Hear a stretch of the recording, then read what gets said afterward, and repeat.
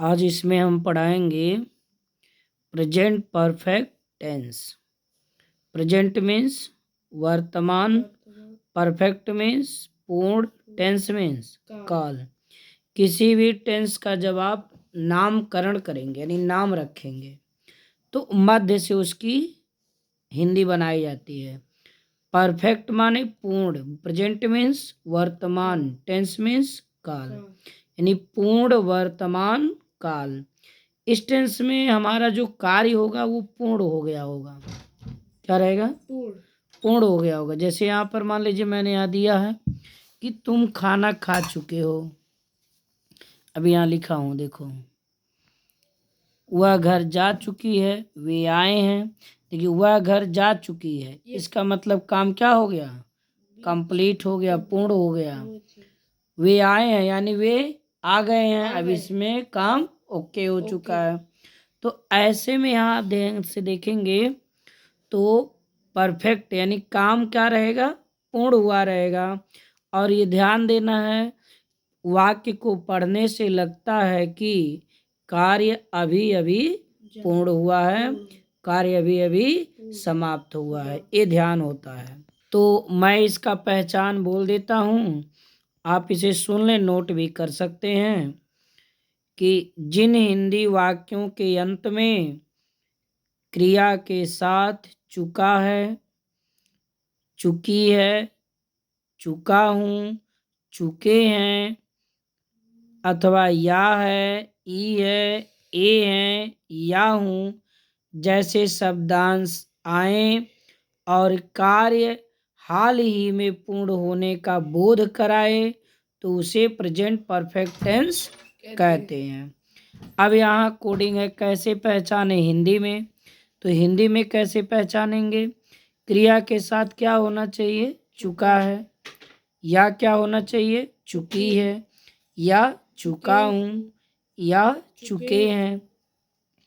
अथवा क्रिया के साथ या है, ई है, ए हैं, या हूँ ऐसे शब्दांश आते हैं। तो वाक्य के अंत में ये इनमें से कोई आएगा तो हम समझ जाएंगे कि यह प्रेजेंट परफेक्ट का वाक्य है। अच्छा, इंग्लिश में पहचानने का भी मैं तरीका बता देता हूँ। सेंटेंस में अगर हैज हैव आया हो और वर्ब का थर्ड फॉर्म रहे, समझ गए, तो उसे हम कहेंगे प्रेजेंट परफेक्ट का है।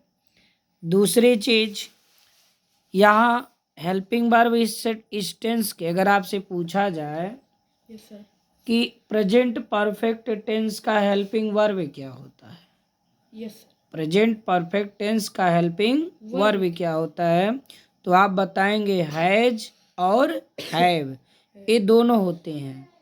फिर आपसे पूछा जाए कि हैज का प्रयोग किसके साथ होता है, हैज का प्रयोग किसके साथ होता है, तो हैज का प्रयोग हम लोग किसके साथ करते हैं? He, she, it and singular subject के साथ। यहाँ मैंने लिख दिया we use has with he, she, it and singular subject. यानी हैज का प्रयोग एक वचन कर्ता के साथ किया जाता है। और आई हमारा फर्स्ट पर्सन में आता है, यू सेकंड पर्सन में आता है, तो उनमें कभी भी हैज का प्रयोग नहीं होता है। ये नहीं कंफ्यूज होना कि आई माने मैं अकेला हूँ तो हैज लगा दें, उसमें हैव लगता है।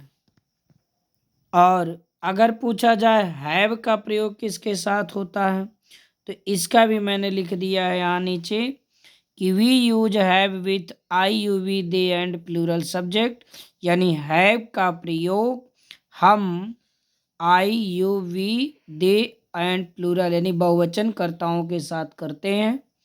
अब यहाँ देखिए, हम लोग अनुवाद करने की यहाँ विधि जानते हैं।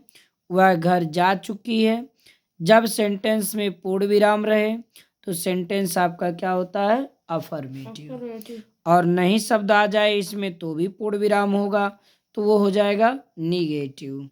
और जब क्वेश्चन मार्क लगा रहेगा तो कहीं ना कहीं क्वेश्चन वर्ड का प्रयोग हुआ रहेगा, तो हो जाएगा इंट्रोगेटिव। और कभी कभी क्वेश्चन वर्ड के साथ नॉट शब्द यानी नहीं भी आता है, तो तो इंट्रोगेटिव और निगेटिव। तो हम लोग अफर्मेटिव का बनाएंगे, वह घर जा चुकी है, तो वह की चूंकि ये स्त्रीलिंग है जी, सी लिखेंगे। ऐसे गलतियां होती हैं, तो यहाँ लिखेंगे क्या हम लोग, सी। अब सी एक वचन है ना, तो इसके साथ क्या लगेगा, हैज। C has. परफेक्ट में कोई परफेक्ट होगा तो क्रिया का थर्ड फॉर्म हमेशा यूज करना है।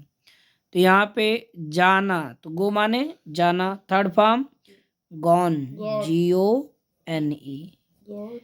ही हैज गॉन, कहाँ जा चुकी है, घर। तो लगाएंगे क्या प्रीपोजिशन, कंजक्शन टू होम। क्या लगाएंगे, होम, HOME। अब होम, ये जो प्रीपोजिशन होम टू यहाँ लगा है, ये क्या बताता है कि ये घर जा रही है। यानी जैसे तुम विद्यालय जा रहे हो, तो विद्यालय जाना, जैसे मान लीजिए ये विद्यालय है, तुम यहाँ घर से चले, तो इसका मतलब क्या होता है, आप अगर टू नहीं लगाएंगे तो इसका मतलब हुआ कि विद्यालय की ओर जा रहे हो, और जब टू लगा दोगे तो ये फिक्स हो गया कि तुम कहाँ तक जाओगे, विद्यालय तक।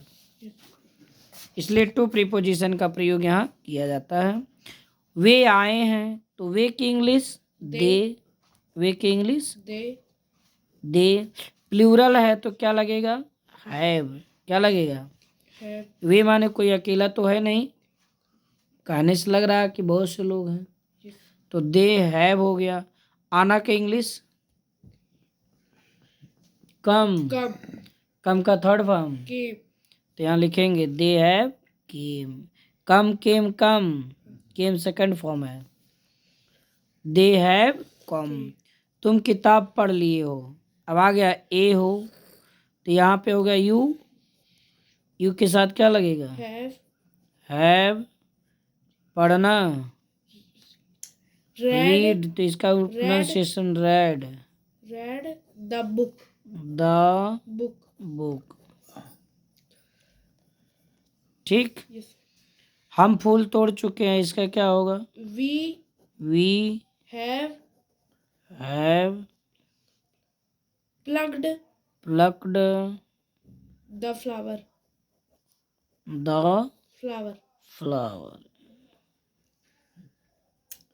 सही बोल रहा है। ठीक है, हाँ। चलिए, अब तुम्हारा ये हो गया प्रेजेंट परफेक्ट कंप्लीट।